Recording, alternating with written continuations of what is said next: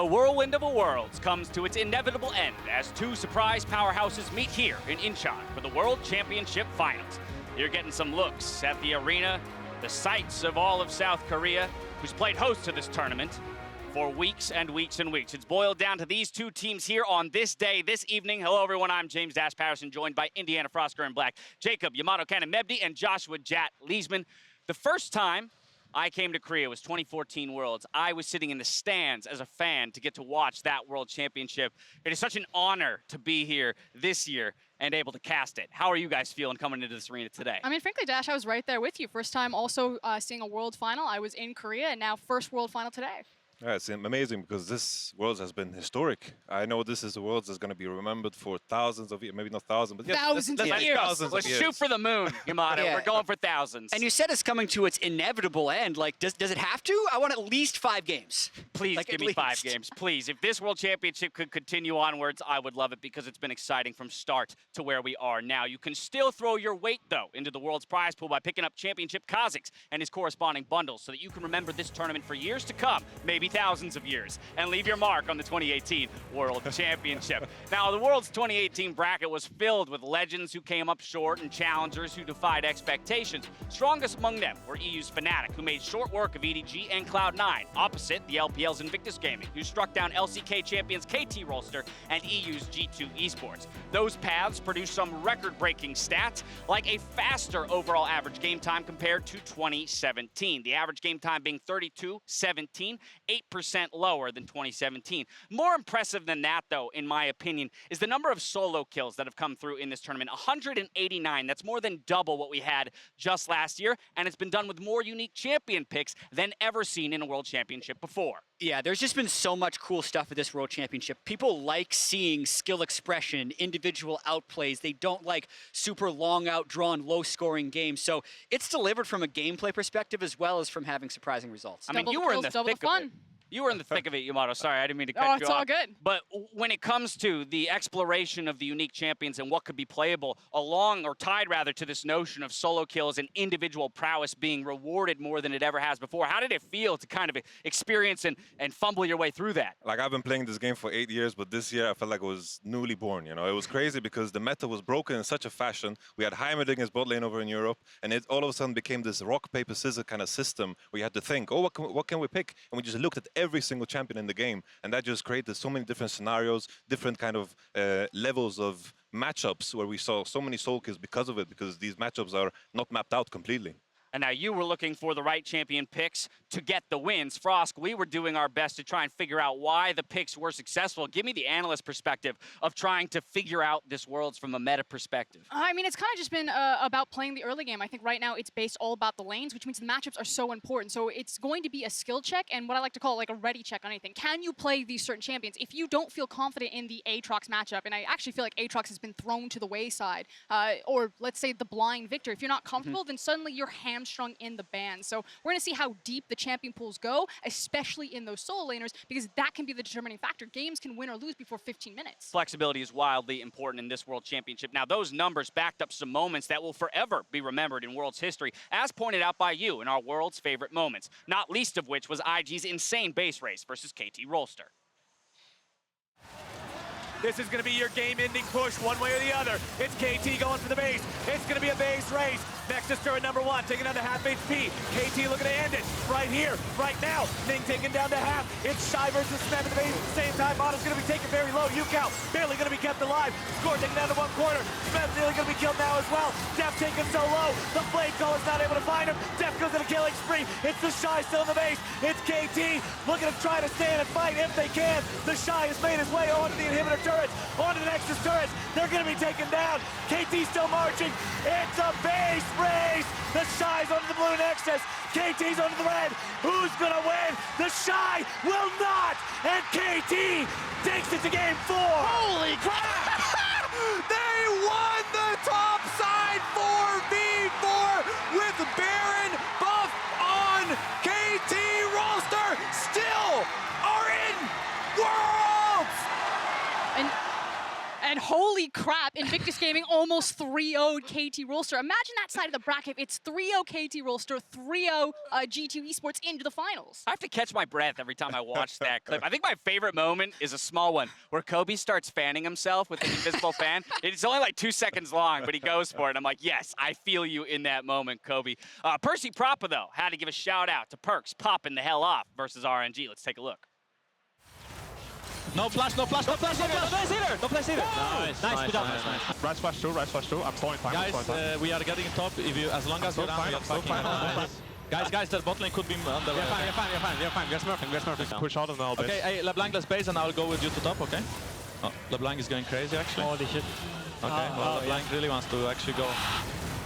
Oh my goodness, I just completely agree with Perks popping off there. It's unfortunate that Worlds only has one champion because that Game 5 performance by Perks, one of the best Game 5 performances I've ever seen. Very much top tier. And what a way to enter a Game 5, right? That's when all the nerves are starting to hit you. But if I'm anyone other than Perks on that team and he starts racking up those kills, we just walk it in now. Just, I think it's absolute crazy because on my end, I've been on that Game 5 behind the scenes, and when you know your players all of a sudden 3-0, 4-0, everyone can relax. Oh, he's doing the work. We can relax. Coaches can relax. Everything's cool. He's taking over. Perks definitely carried that game. A sight to be seen. Yeah, very much smurfing. Twitter user i300 appreciates the little things at Worlds like Fnatic Blippo's reactions. These reactions are... He has so many of them, too. Wait, the fun for me is the internal monologue, right? Yeah, who can do the best whip? Woohoo, baby! Oh, whoa! Oh, that's my jungler. Oh, okay, I see you, the shy. That's something like that, right? Yeah, he's like, Oh, that was deeper. Oh, baby! There it is. That's the one misplay he's made all tournament. Okay. I love that face. Such an expressive face. I love players who get into it too, right? When you feel that emotion of it on the moment and you can really track the rise and fall of a team as those big team fights go in their favor and when a player feels like they're in control of the game. Yeah, and how lucky Europe did to get Blippo. He's got such a strong personality, but he's also backing it up with his in-game performance. You know, the fact that recently just started, now looking at his first Worlds final, I mean, this guy is just skyrocketing. Oh, without a doubt. Finally, Kent Corrado points out one Vitality coach's speech with Shocks as a turning point for the tournament's trajectory. We brought our own flair, and G2, when they showed up in their style, they're winning. When Fnatic are doing their style, they're winning. Just stay true to yourselves. Do not try to chase anyone. Don't try to copy anyone. Just be confident. Don't limit yourselves either. Go into this tournament, play your next games, believing that you can fucking win everything. That is the mentality you need to have to conquer the best. Because anything is possible if you just believe and play with confidence and stay true to yourselves. So do that for me, Europe, please. Well, I feel like I can win anything right now, but some say that Yamato Cannon, or would argue that Yamato is the MVP of this world so far. One victorious player, though, will join the likes of Ruler, Faker, and Mata as the World Championship Finals MVP, so I'm sorry, I'm going to have to take that. I'm going to take that trophy back from you later in the day. Yeah, there you go. Yeah, you're ingrained in history forever. They'll remember that. Well, let's go over some of those World Finals MVP, because these are some marquee performances across the years. Yeah, absolutely, and it's important to note that it's World's Finals MVP, not overall Worlds MVP, so it's how you perform on the day. And if we talk about front runners that I have that I think could get it, so much of the semifinals and knockout stage has been about the solo lanes. So the solo lanes for the winning team, whether that be Fnatic or IG, I think are the favorites. Yeah, and for me, it's kind of this interesting idea that if it is Fnatic that take home the final, I think it's much more likely that a jungler or an ADC can pick it up. Broxa and Reckless are just kind of waiting for that last pop-off performance, whereas if Invictus Gaming win, it feels like it is almost always going to be Rookie or the Shy. Definitely, I have to echo that sentiment because Fnatic, I feel like they're so well-rounded in their approach. It feels like they have so many possibilities of playing different ways. And when you have this possibility of playing different ways, usually there's different people at And it's more about how you decide to play on that day, right? Yep. They have every option available to them. Which path will they choose? After tweeting out your favorite moments of the Worlds, you sent the desk some questions, so we decided to grab some ahead of the World Championship match. First up, Timus asks, is this the best Worlds meta we've ever had? Yes. Yes. Yeah. Feels like an Of course, easy Vitality answer. says that. Yeah. I mean, look at the solo kills we saw, which is double last Worlds, close to the lowest average game time, 9 unique champion picks. But the most impressive thing for me is how it doesn't feel like you can hide a player. In previous years, there'd be the wet noodle fight with Tank's top lane. Now, if you do that, it's a skill matchup against a Kleptomancy user who's going to try and snowball the game, or you have to shut him down. So there's skill checks absolutely everywhere, which leads to a very dynamic and exciting game. You got to step up across the board. Next, Diego Garcia asked, who is the breakthrough player of the tournament and who is the most disappointing? Let's start with breakthrough. For breakthrough, I'm actually going to say Bwipo. I feel like, again, no one outside of Europe really saw this guy coming. He's sitting behind Soaz. That is such a huge shadow and huge shoes to fill. And the fact that they've been able to balance both Soaz and Bwipo, not just over the course of their season, but the course of their tournament. He had to fill in big pressure situations, and he's got a big pressure situation again. So if he takes it home, again, this guy's just skyrocketing. I think in terms of disappointing, I think the main expectation that people had was of Korea's performance. Everyone expected them to be the favorites. Disappoint entire region. You know, Yeah, it's the whole region. I mean, let's be in truth. It's fair. Yeah, it is fair. I feel like Genji was the one that stood out the most to me because we, in preparation, we prepared so much harder and we expected so much more from them. And I felt like, you know, everyone expected more from them. The former world champions coming in the group, looking as a favorite next to RNG, and they just fell short. Yeah, and I think it also depends on the lens with which you look at most surprising or most disappointing, because everyone who watched the LPL knew who the Shy was. But I did feel like it was a bit of a coming out party for him in the semifinals when people said, wow, that's the Shy. Oh, he's really turned it on recently. But from my perspective, it's Broxa, actually, because no one would have said Broxa would be the best jungler at Worlds, and he has been the best jungler at Worlds and could be a reason Fnatic wins if he performs today. There it is. Finally, C9YDan tweeted, this Worlds holds plenty of surprises and upsets, but what out of all of the surprises stood out to you the most? I think it's in the name, no? C9. C9? C9 going all the way to semis. You know, we had them in our group as well. They performed with their own style, with their own flair, and they took North America to new records. I think C9's route all the way to semis was very impressive. Yeah, and specifically that day where C9 went 3-0, Vitality also went 2-1. You got to see the schedule where it's a bunch of RNG and Samsung, or rather Genji losses, and just Vitality and C9 winning the first 5 games of the day. It was insane. I feel like it's the Vitality effect, if we're going to give it that name. You know, this idea that everyone's just going to throw some darts at the board, see what sticks, follow their style. And it felt like we finally did get very different iterations of like the late game team versus the early game team. That day will go down in history in a sense. A group that felt predetermined, and then on the second day, second week, or second round robin of groups went completely out the window. Now the anthem of this year's Worlds kicked off an amazing tournament with a music video to match. So here's a look behind the scenes of the creation of Rise. So Worlds is the top of the ladder. It's the peak of millions of hours that millions of players all over the world have put in, and our job is to give it a soundtrack.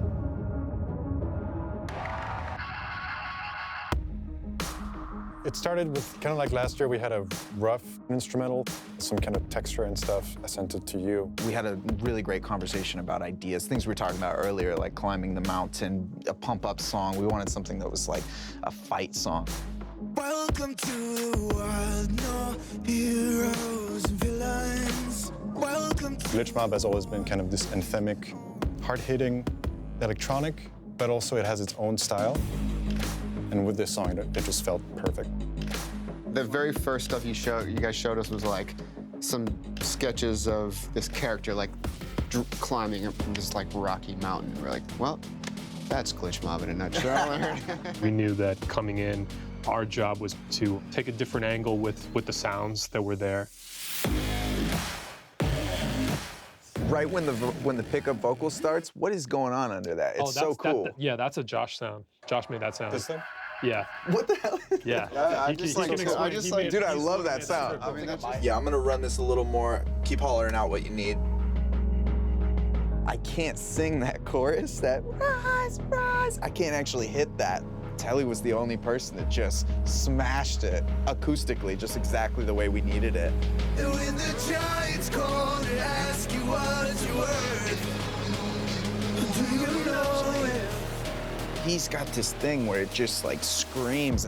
Prove yourself and rise, rise. Make them remember you. To have like this level of collaboration that's, you know, between Justin, Alex, Seb, you guys, me, like there's just so many different perspectives. Every time someone listens to the song, they're gonna find something new that they didn't hear the last time. When we have those conversations, all I'm doing is picturing Worlds. I got the chance to go to Beijing with these guys. I know what it looks like. I know what it feels like. That's the goal. Like, just aim straight for that. That reaction's undeniable. And when the giants call and ask you what you're worth, do you know it? We don't doubt you.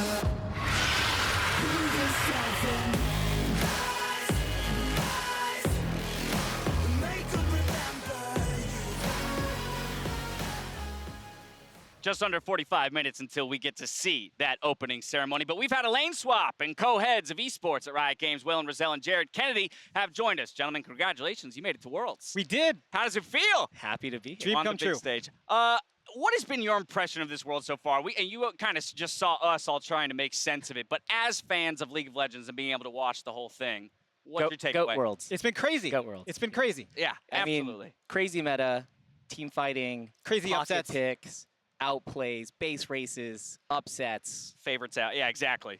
awesome music video. Right? I mean, yeah, couldn't have asked more. No All right. Korea in the semis. No Korea in the semis. That's nuts, too. In Korea. The end of an era, the beginning of a new one, perhaps. It's been insane. Now, an announcement just came out this week of the next 3 cities at the World, or next 3 countries, rather, that the World Championship will head to. I want to ask you guys why this decision was made or why this announcement was made now, the rationale behind, looking that far into the future. Yeah, I mean, for those of you who haven't heard, right, we've announced the next 3 regions for the World Championships. Europe, China, Europe, NA. China, NA. And it's exciting and really proud of the team to finally be able to announce with this far ahead. I mean, it's indicative of our long-term investment, long-term commitment to making this a sport that lasts decades, and this enables partners to be able to invest and really go bigger on Worlds. It enables the cities that we're going to and the regions we're going to actually, make the event bigger and be better hosts. And exciting seeing all these international fans here. It enables fans to actually travel and book travel and make it out. So we're just very proud to just have those next 3 Worlds lined up, and hopefully they can deliver a fraction of what this Worlds has delivered this year. And maybe even a defending champion next year. Indeed, Fnatic could taking home. Could be defending it home. That'd be spicy. Yeah, and here's the thing, as you guys were just talking about all the outplays, the bloodiness of this. As we move closer to kind of global parity, the fact that Korea isn't in this Final Four, and so the West is rising up. What do you think that does to the health of the global ecosystem for League of Legends and esports as we look forward? Look, I think global parity is huge, and you're starting to see a lot of it. We're not completely there yet. I don't think Korea, by any means, is down and out. I think the East still has a large percentage of the top talent in the world, but League of Legends is a team sport, and the Western teams have really risen to the occasion in this tournament. It's been really exciting to see. And what's also really exciting is the young talent. So if you look at this final, we've got Caps coming out of Denmark, we've got Jackie Love out of China, and so it shows that talent can emerge from anywhere. And I think that type of global parity, the fact that talent's coming from all around the world, bodes really well for the future of the sport. I think we'll see some Empire Strikes Back next year. Oh, yeah. For sure. But for now, let's just enjoy Whippo and his reactions and all that good stuff. And how much do you think that long-term partnerships or franchising, both the LPL, the NALCS, and now even Europe looking next year for long-term partnerships has kind of impacted this global parity? Do you think there's a correlation there, or if this is going to be the model for future leagues as we move forward? So whether or not it's the model for future leagues is to be determined, but franchising or long-term partnership is a means to an end. It basically creates a platform on which we can build for the long term. And if you look at China, if you look at North America, that's what we're seeing. I mean, the LPL continues to crush. Uzi just got a Nike endorsement deal. The LPL is doing home and away in North America. You saw teams investing more. Liquid finally broke through. They've got a beautiful facility paid for by Steve, which we think, who knows, maybe that helped them. And, we're on our way to seeing a lot of investment around the world. Each region will make their own decision, but we so far think that permanent partnership's been a great thing. I mean, a lot of people point to the LCK, birthplace of esports in Korea, that investment in the ecosystem being one of the major factors for why they've been dominant across all esports in the world. Prediction time, guys. I've got analysts who have struggled week after week after week in this tournament to get any of them right, but I'm going to turn to you. Fnatic, IG, we're in a position we've never been in before. Europe versus China. One right answer. Yeah. Well, I saw your tweet. I understand where you're at. Look, we've done our homework. We watched the dive. Okay. Watch this or that. He's not making eye contact with me. Read the tea leaves. And so far, no one has any clue what's going to go on. So I'm going to go with my heart. I'm going to hope for 5 games. I want Fnatic to be defending their title next year, so 3-2 Fnatic. That's my prediction. Do you align? IG in 5, Fnatic strikes back in Europe. Ooh, oh, that would be quite a story. Well, there you have it, ladies and gentlemen. I want to thank you guys once again for taking the time to join us here on the desk. Please go enjoy. It's our pleasure. Thanks for having us. Thank you very much. Now, looking back at the championship matchup, Shock's caught up with Youngbuck to gauge his confidence here in InShot. Thank you very much, Dash. I'm here with Youngbuck head coach for Fnatic. Youngbuck, what a wonderful occasion. Now, you've gone through a lot with G2 and Fnatic both, and also in your player career. Could you first talk to me about what it's like to see this awesome venue and these two teams in the final? It means so much to me. I've never seen a venue this big because we've never made it this far. I've never made it this far with any of my teams, even though we've been trying to represent the West for like 2 years with both G2 and now with Fnatic, and MSI didn't go that well. And now we're here on the big stage, and we've already been talking as a team like there are so many players we have to miss out on this opportunity, but we are here, we made it, and we can be really proud of ourselves. There are, of course, a lot of players from Europe that would wish they were in this position. What does it mean to the EU LCS and for Europe that Fnatic was able to make it this far? I think it means a lot to Europe, but also to NA, that we have been giving hope and that Cloud9 has been doing the same, because all these years it's always been about going to Worlds and Korea will win and China might be able to overthrow the Koreans. But now here we are as a Western team actually representing all of Europe in the finals, and I hope that it also inspires the other teams to let them know that you guys can also be here. It is definitely a huge inspiration, but now let's get to the meat of it. You gave me a very interesting prediction when I asked you before your match versus C9. Versus IG is a different beast, though. They are such a phenomenal team. What are your predictions for today? So I think we're going to win the first game, almost no matter what. But I think Red Side will be very difficult. And I think if we overcome the second game, even if we somehow drop the first game and come back in the second game, we'll take the series. If not, it might be a very tough series. But I will say 3-1. I would say a bit less confident than before the semifinal. Well, it's the finals and not the semifinal. Clearly, that is true. Thank you very much, Youngbuck. The best of luck. Back over to you guys. Thank you very much, Shocks. Youngbuck calling the victory, but he says perhaps in a 3-1 fashion. I hope he calls the victory. Well, I would be, yes, I would be concerned I'm not sure if he did it. mentality, Dash. Nah, we'll give it to IG. Saying blue side, he thinks is going to be very important for this team today. And that's what everyone needs to be paying attention to. It's what are these teams going to determine what is the priority pick. We saw some blind LeBlanc going through. We know that both Rookie and Caps can pop off on this pick. But if the LeBlanc gets banned, like how far down the line do we go? Because that's your big thing with blue side is you have the ability to immediately grab a power pick. I feel like usually in tournaments when the meta is established and more power picks are coming through, you understand which ones are the counter picks. Usually Red Side is beginning to gain more strength. I think IG with their championship pool here, I think they can create a lot of hassle there for Fnatic. Yeah, willing to note the Fnatic won the coin toss. That's why they got selection in that first game. And every week at the tournament has actually kind of changed our perception of picks and power on blue side or red side, whether it's Victor or unknown Victor counter pick 3 that we might see today. And we'll dive into the specifics of this matchup on the other side, but we're stepping away. But after the break, we look at the history of the finalists and break down the matchup taking place here in Moonhawk Stadium. Don't go anywhere.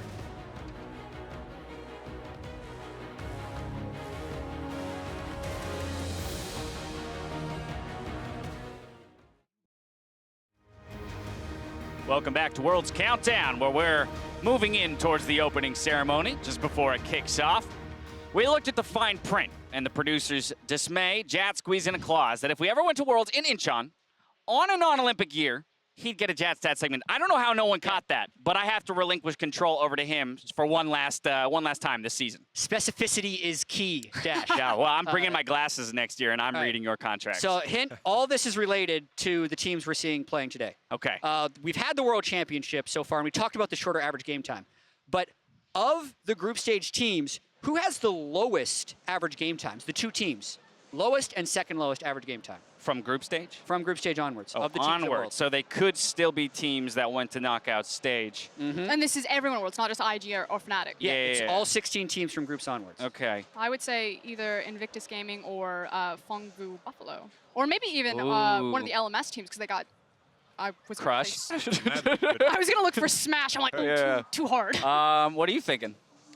Like, our games were pretty quick. They were. They were. But you had that one, like, but you had one really long one. You guys messed up all the averages. 47-minute long Cloud9 game for you guys. I like the... Don't remind me. I like the Fengvu Buffalo call. I feel like a majority of their games were short. All right, remember, it's related to these two teams. Invictus Gaming? No, or 100 Thieves or G-Rex. Probably G-Rex. So it could be teams that they beat as well. So what are your top, what are your two lowest? I'm going to go with Cloud9.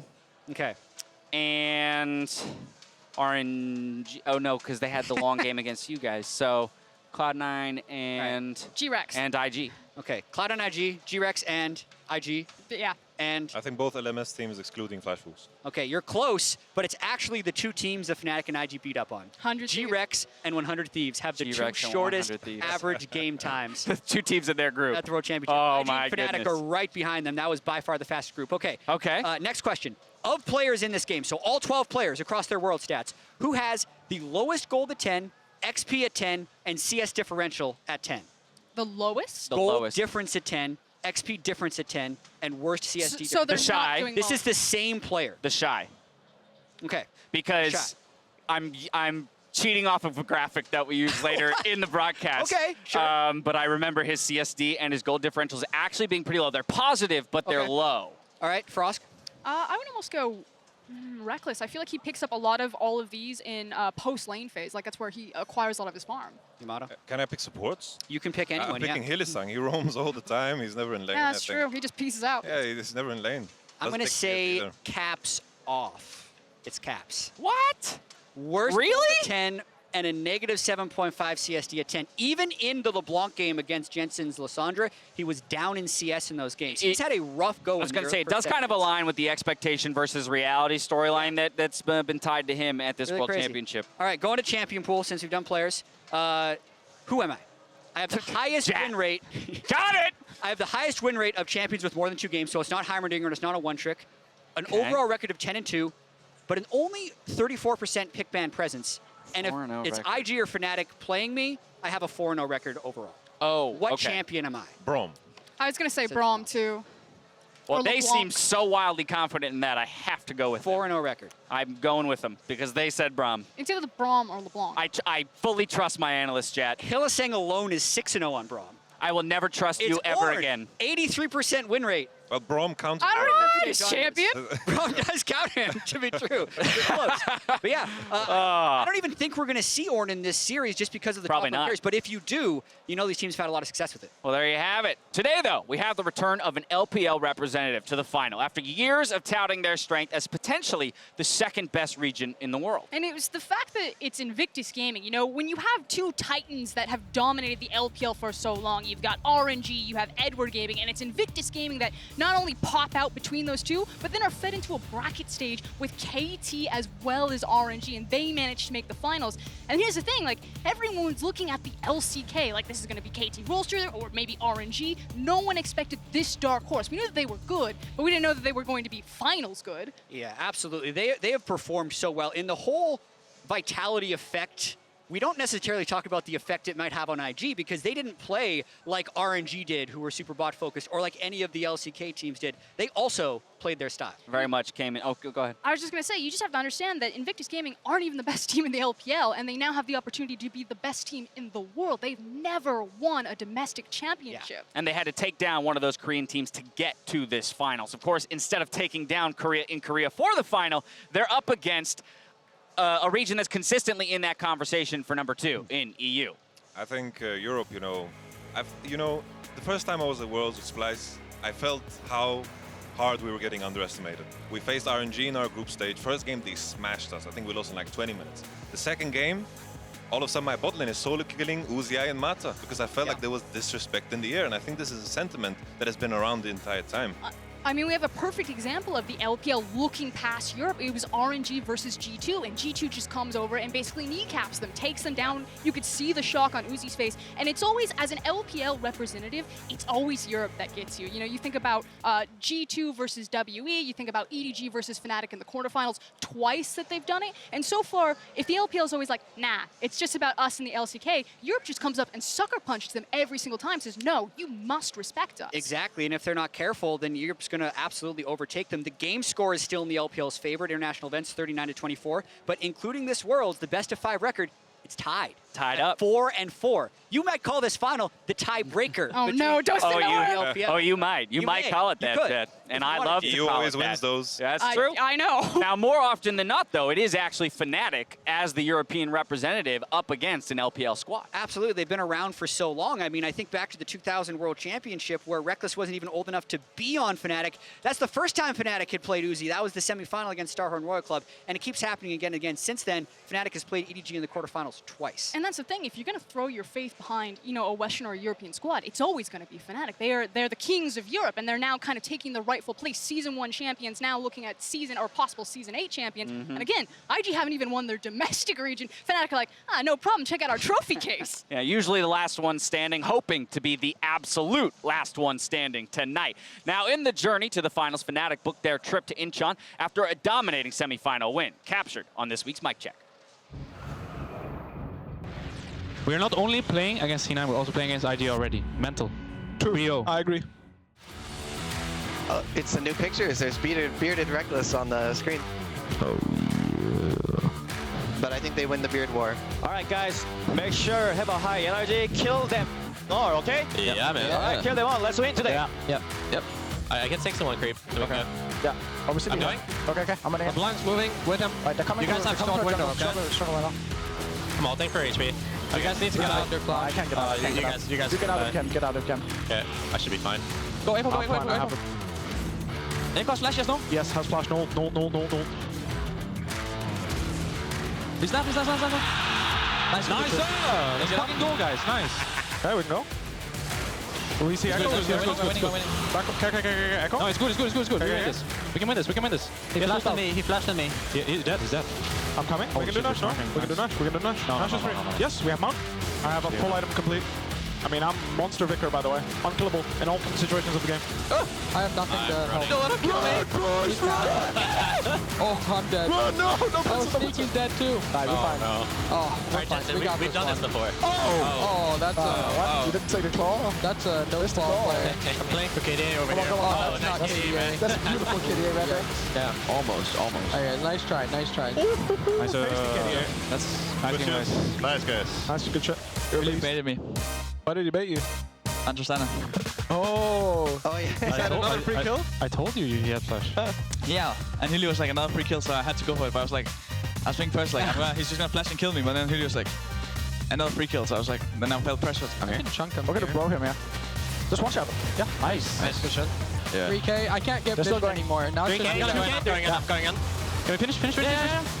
Nice one. He flashed in. Let's fucking go, guys. Sick. Nice. Look. I have them. I'm not in. Zin. Watch his ear. He can still kill us all. He's in smoke. Look here. Zin. Azir. I can E on him, maybe. I'm dead. He's gonna kill us all. Win. He killed everyone. Holy shit, Cap. Is that a penta? Oh my god. Did you penta kill? Oh my Cap! Don't show that you're like overly excited to be in the finals. Show that. I think this is where I cut in and say that let's win first. Yeah. Let's go.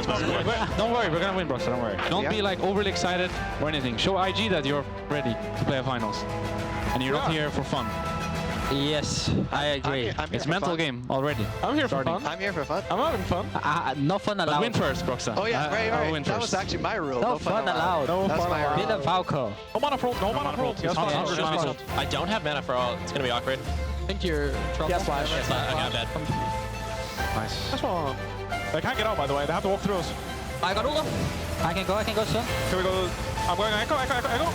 We're peeling Lisandro's dead. Lisandro's Win. And mid almost. Oh! Just run. Yeah, I got you. Yeah, thanks. Oh, he's Just go mid.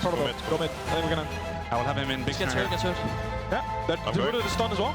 Nice. We're going to finals. Hey, do you know what we do now? I think Confident, guys. Confident. We're gonna win worlds. A look back on the semifinal victory that brings Fnatic to this best of 5 tonight. Words of wisdom from Broxah. Win first. Yes, please. Please win first. But I have a question for you guys. Is this Fnatic team, this version of Fnatic, the best Western team we have ever seen? I think first, what comes to mind is Moscow 5, previous alterations of Fnatic. I think Fnatic has been very lucky in their group draw, in their bracket draw as well. And I feel like if they beat IG today, it will cement them as the best Western team of all time. Yeah, because I think the context is so important. The last time you really thought a European team was the best in the world was in 2012 with Moscow 5. And to then have 5 years of Korean dominance and so much maturation of the sport. Yes, I think if Fnatic loses, there will be people that look back and say, they never played a Korean team and look who they played in the semifinals. But if they win, I think there would be no doubt that this would be the best Western team of all time.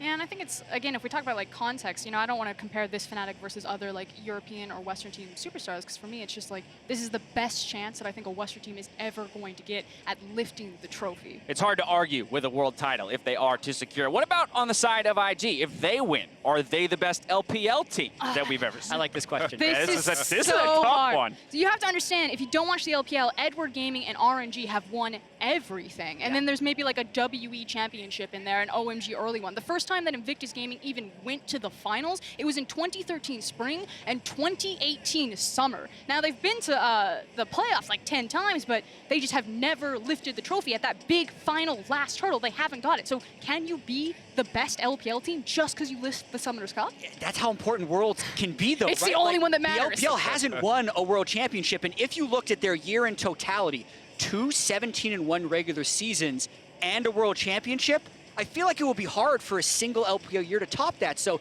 it's crazy to think without ever winning an LPL title. I think the answer is yes if they were to dominate. This is like when you go to university and the professor's like, by the way, the final test, that's worth 90% of your grade. Exactly.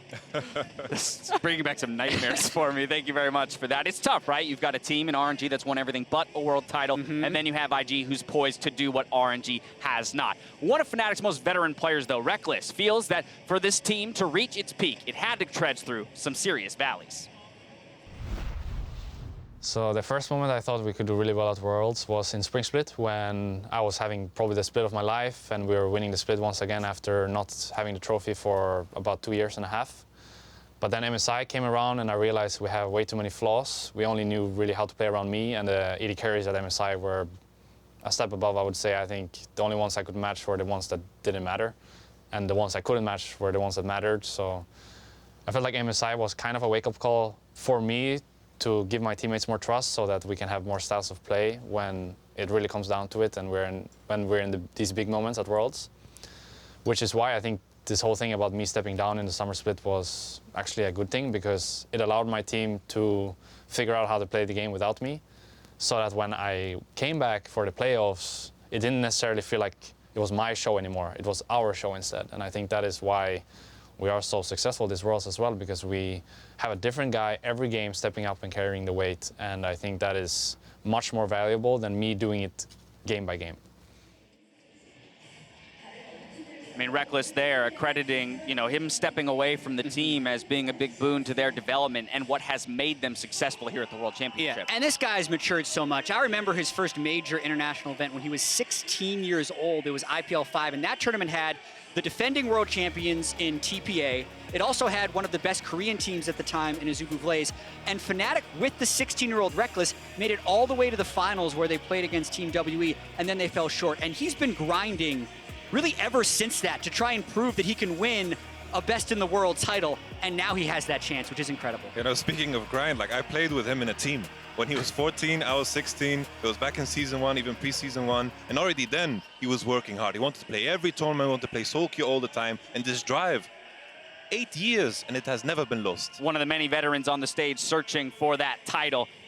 18 minutes ahead of game time, or opening ceremony rather. Fans are streaming in, the stadium's beginning to fill up. I want to talk about another one of the guys, the veterans on the side of IG, who's looking to hoist that Summoners Cup. And really, it's going to be about Rookie. Anyone who's watching Victus Gaming knows that this is the guy to focus on, and it's the road home for Rookie. You have to understand, he won LCK in 2014. At the height of his career, leaves for the LPL with the Great Korean Migration, and we call him a career Korean. He's really left his fingerprint on one of the most historic organizations, a pillar of the LPL. And so for him to approach Worlds after never being in a final, to lift that trophy in front of a Korean crowd, it just justifies everything. It's hashtag worth for Rookie. I made the right call. All right, well, for more on that matchup, let's gather some thoughts from Captain Flowers, Papa Smithy, and Kobe, who will be bringing you Game 1 after the opening ceremony.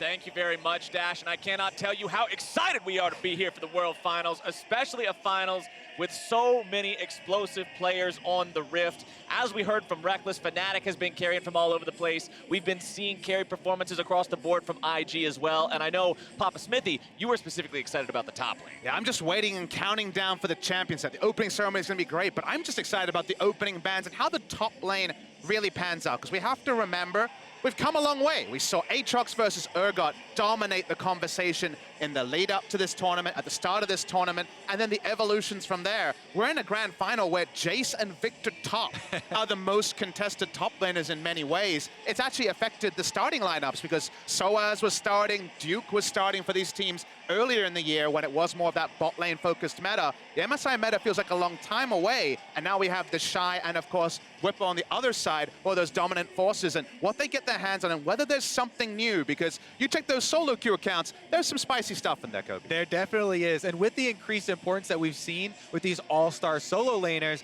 I want to turn the lens as well towards the junglers and the supports, the roles that are setting those guys up, because it has been so much about the movement for both of these two teams. In the game number 1 where IG beat Fnatic in group stages, Ning had very successful early ganks bottom lane to set them up.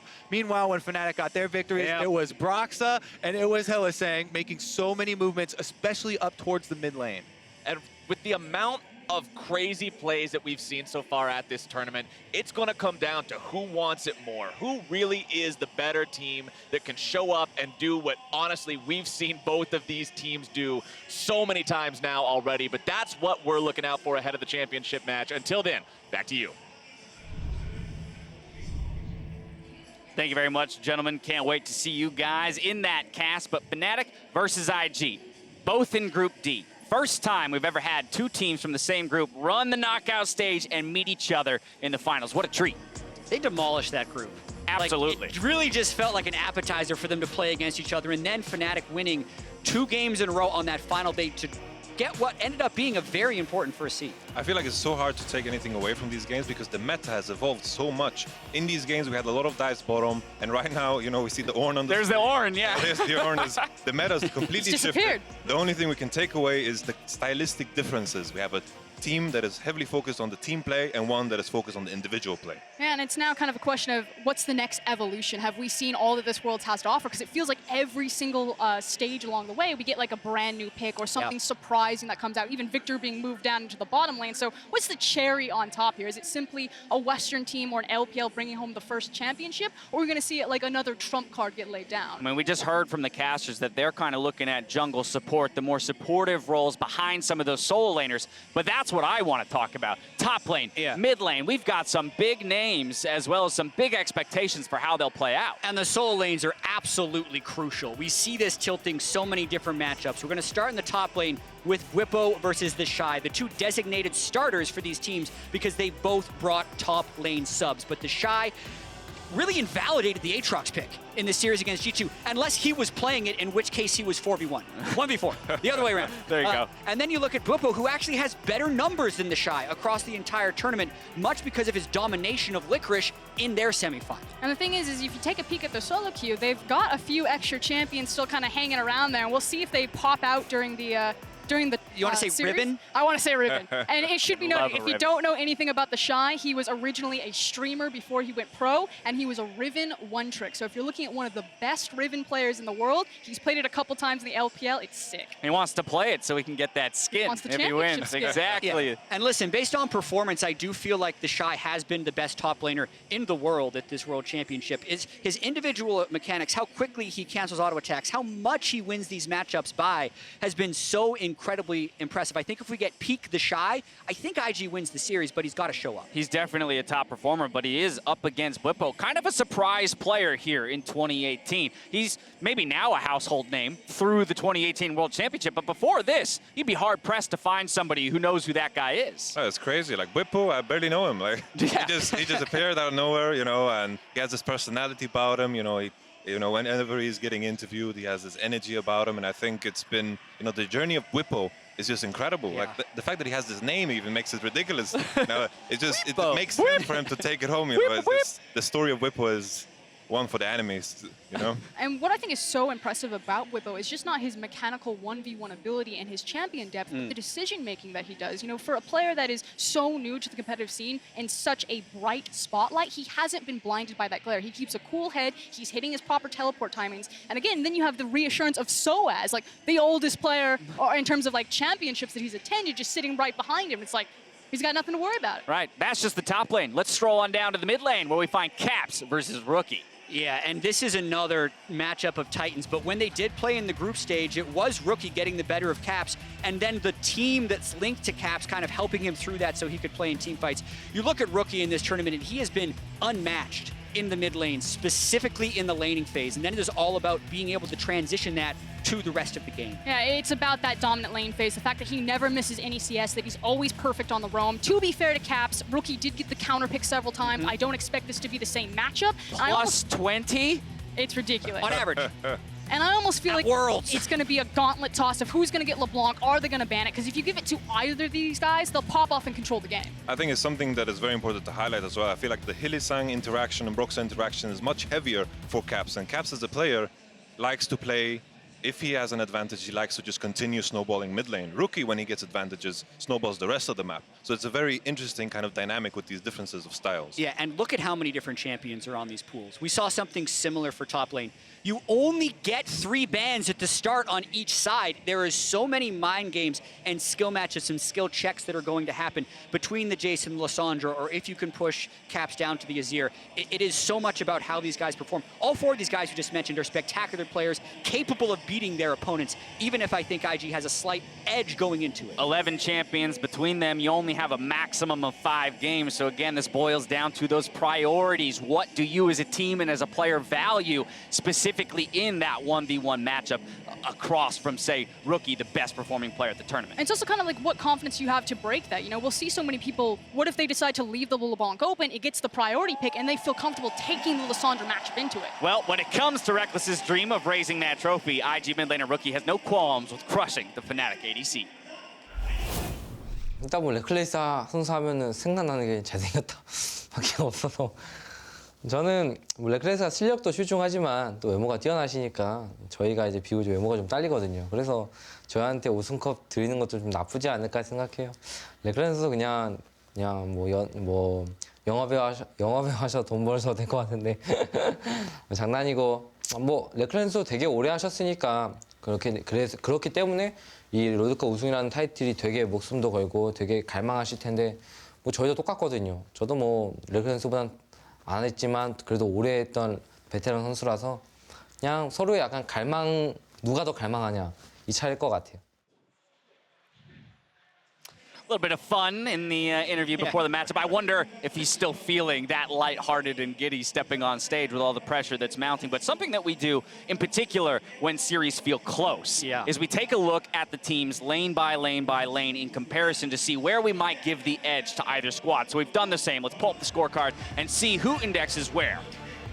Yeah, I think we have painted Invictus Gaming as this mechanically lane-focused team, and what might decide it is how well they can transition team play, whereas Fnatic, how well can they do in lane so that their team play can take over? I think you see that with the jungle, the bot, and support, which have actually been more supportive to the solo lanes in the last few weeks of the World Championship. Something I want to highlight, though, I feel like Reckless is someone that plays very, very few amount of champions. He has kind of set this meta for him. Very good at Zyra Khan. Like it a lot when Hylissang is playing Braum as well. I'm curious to see what happens when bot lane bans start to happen, because IG can play the Draven. They can play these majestic champions that can dominate the lane phase, and I think that might kind of change the matchup a bit. Yeah, this is what I expected. Kind of this next evolution, or the cherry on top, is Jackie Love to go to one of his signature picks in the Draven and actually try to play towards lane phase, because I think that's kind of like the one wrench that you can throw into this matchup. Everyone knows the solo laners are going to go back and forth, who's going to get the matchup, who's going to determine the draft phase, but IG could just decide to wipe the board clean, throw it down, Draven Thresh. I think another important note when looking at that graphic, while there are 3 check marks on the side of Fnatic, doesn't necessarily mean that Fnatic is by any means a favorite. We've looked at this tournament as very much a solo lane dominated tournament, especially when we've come to the knockout stages. Exactly. It's more important to win the mid and top lane, but also other lanes can contribute to the mid or top lane victory, right? Like, it's a 1v1 CS matchup, but a team can win mid lane, as we actually saw even in the tiebreakers between Fnatic and IG. Rookie won the CS war, but then Hilly was coming mid and Broxah was coming from the other side, and Rookie completely lost his lead, and then Caps took over in team fights. So it's just very close and very exciting. This place is filling up with only 7 minutes to go before the opening ceremony, and now comes my favorite time of the countdown, when I get to talk to you guys about your favorite moments or most interesting moments from Worlds so far. And this has been one filled with twists, turns, topsy-turvy, upsets, as we heard Waylon and Jared saying so long ago. But let's start with it. Yamato, what for you has been the most interesting thing about Worlds 2018? I love the meta. I love the meta game.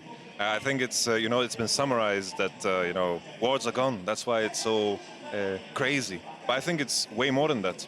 I feel like when you strive for perfection, you try to push your limits and you play on the edge. That's why there's so many crazy mistakes happening sometimes, dives going wrong, because these teams that want to win are playing on the edge. And when you do, you strive for perfection, you want to get there, and that's why the game looks so different. And Korea has always been playing safe and punishing these other teams that played safe and made mistakes while doing it. But as we proceed, go further and further, I think it's going to be just crazier and crazier. And that's what I think is really interesting, is a lot of people will see just like these 24, 27-minute victories and think, you know, that team smashed them. But I feel like the meta is so volatile right now that it comes down to these very tiny micro decisions. You know, a level 2 gank that goes sideways because of the snowball factor. You have champions like Aatrox, like LeBlanc. If you get 1, 2 kills onto these champions, the game is pretty much over. So I feel like even if it's a smash one way or the other, it's still a very close series, and it's right in those micro moments of who's going to make the big outplay. Yeah, because I got to say, going into 20 minutes, even if you're 3,000 gold ahead, yes, we've seen some games run away. We've seen a lot of 3,000 to 4,000 gold comebacks at 20 minutes as well, because if you out-execute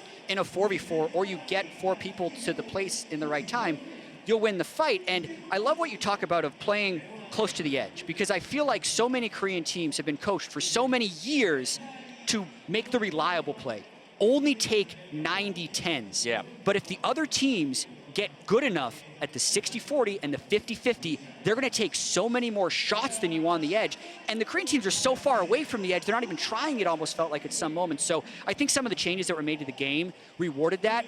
I don't think it was because of wards, as Yamato said. Ward numbers are actually very close to last year. Even though the map is a little bit darker, there's larger things of play as far as how much risk teams are able to take successfully. Frostgren, what about for you? What's your big takeaway? For me, it's looking a lot at the champions. You know, I've just loved, I used to be a draft macro coach, and so looking at the drafting, I just think it's ingenious, some of the things that these teams are doing. And so again, it's who is going to be able to play the deepest champion pool? Are we going to see any of these really interesting picks where maybe champions are getting flexed in strange positions to try to catch someone off guard? Because right now it feels like blue side is the side that most teams are opting in for. But if someone can break red side, make that really work for them, either get bonus power picks so they feel confident enough that they can flex them around, or they just can stack their laners like Invictus Gaming, suddenly this series is very, very different. It's not just about who gets blue side most. Go ahead. I think also speaking to the point of champions and the impact of it, I felt like during this season we had this huge meta break where everyone just became open-minded about what they could play in different lanes. We had the Heimerdinger bottom and a bunch of other things. And I think that kind of opened everyone's mind. All of a sudden we have players that have 15 champions in the champion pool, 20 champions in the champion pool. And when you get to that point, you don't get to have these matchups that everyone has played out. For example, Azir versus Lulu every single game over and over. Right now we see different things all in every single game pretty much. Yeah, and it's partly to do with teams playing their style. I also think that I've loved watching how much player skill matters in draft phase, because I just think back to the semifinal between Cloud9 and Fnatic, where it almost felt like Cloud9 was fearful. They banned Akali, Aurelia, and LeBlanc every single game. That's not going to happen in this series because their mid laners feel confident in both sides of the matchups. But if you don't, you're in a spot where you need to be good at all those things to survive. And I think that's been more true than in any previous meta, where there's nowhere to hide in draft plays. Yep. All your players have to be able to play almost all the matchups in order to succeed. Every best of 5 has had its own identity. This one will be no different than the others in that sense. Jat, what about for you? 2018 Worlds, how's it been? Yeah, so we've talked a lot about history at the World Championship so far. And I remember casting some of the early World Championships, 2012, when the LCS started in 2013. And I was always thinking, like, how long could an esports career really be? Because there were a lot of people at the time that thought you would burn out in 2 years, or you cap out at 22 and then your mechanics die. Right, and Mr. 17-year-old comes in and takes your spot. Exactly, and that's not true. We've seen a great maturation of the sport, and I love looking at the two teams that are on stage today. We have Reckless, who Yamato mentioned has been playing League for his entire adult life, since he was 14. Rookie had almost all of the veterans on these teams have been playing forever. And then you also have the rookies. You have Jaculum, who's still 17. You have Whippo, who won Outstanding Rookie for the EULCS this year. You have this mix of young and old players, and I just think that's cool. Which just brings us back to the idea that this is such a refreshing finals. Not only do we have two regions who haven't been here, right, in quite some time, Europe, obviously season 1, but haven't been here in quite some time to be able to step onto the stage and have that opportunity for their regions, but both veterans and young players alike trying to do it together. Yeah, and it's amazing to then revisit Korea, you know, from 2014 to 2018, and the fact that it is kind of turning the next page in League of Legends, this new era of it, the fact that it's not double LCK, that we could have a different champion here or recrowning a season 1 champion. And then you do have that great mixture of the veteran talent as well as the rookies. And while we don't have a Korean team in the final, what better a place to return to, right? Kind of the birthplace of esports being in Korea. You know, again, as I said, my first world championship, or first time to Korea was watching the World Championship, and I'm glad to be back. And I gotta say, Europe watched a Korea final in Europe. China watched a Korea final in China. Guess what Korea gets to watch? Europe versus China. Yes, sweet, sweet revenge almost. But as you can see behind us, there is not an empty seat as the fans pour in anticipation of that opening ceremony just under a minute away. So with that, we are going to head inside the stadium to take a look at the sights and sounds and that countdown clock ahead of our opening ceremony presented by MasterCard.